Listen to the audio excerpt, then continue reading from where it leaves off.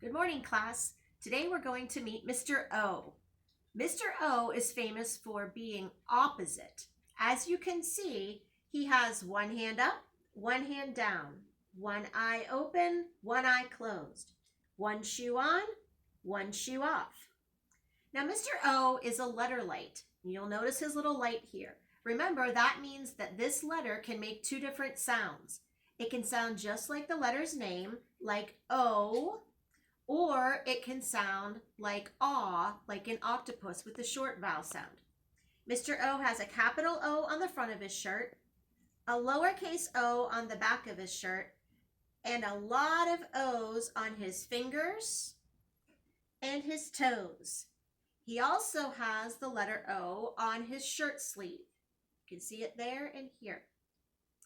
So throughout the day today, let's see how many opposites you can find around your house.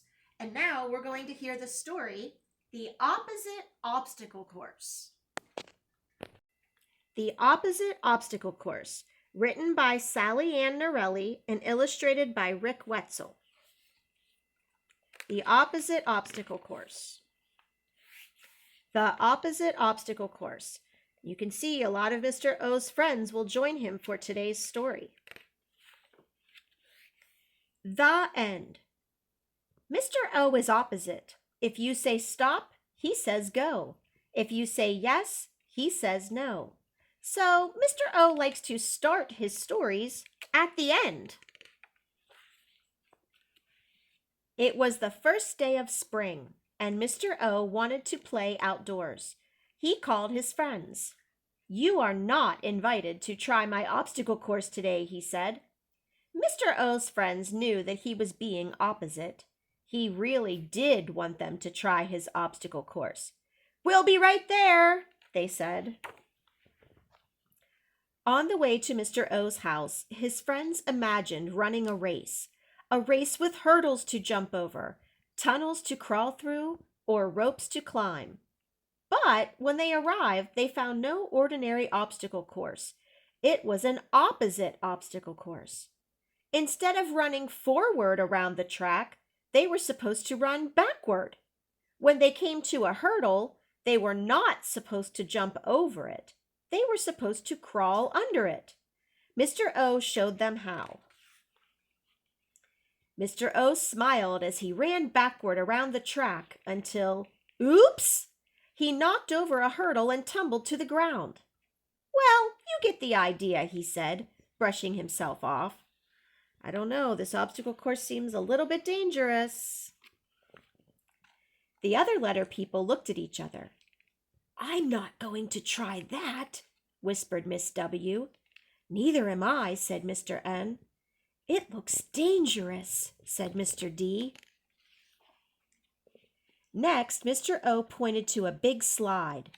Instead of sliding down, Mr. O wanted the letter people to climb up the slide. To demonstrate, he started to climb the front of the slide. Mr. O yelled, Mr. N, "You should never climb up a slide." "That's right," Mr. D added. "It's too dangerous. You might."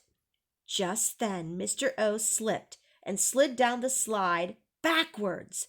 Bump! He landed on the ground. Mr. O frowned. "Never mind the slide," he said as he stood up. Then he led the way to the next part of the obstacle course, a rollerblade race. The object of the race was not to skate the fastest.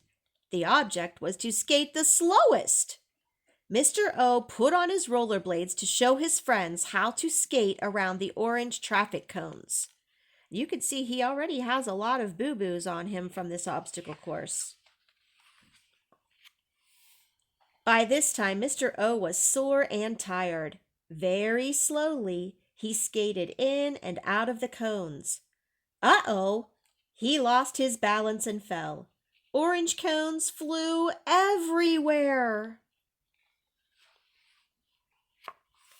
Finally, Mr. O stood up. "I was wondering," he said out of breath, "would anyone mind if we didn't go out for omelets instead?" Mr. O's friends knew that he was being opposite again, and so they all headed off to Otter Slide Eatery for a late breakfast. They never did try the opposite obstacle course. Once upon a time, Mr. O invited his friends to try his opposite obstacle course. Being opposite, Mr. O likes to end his stories at the beginning. The end. Now you can see that this is a wraparound cover, excuse me, and this is an actual picture that we saw inside the book. Now today, boys and girls, maybe you would like to try to create your own obstacle course, but please make sure it's not an opposite one and make sure that it's safe. We'll see you again next time for Miss P.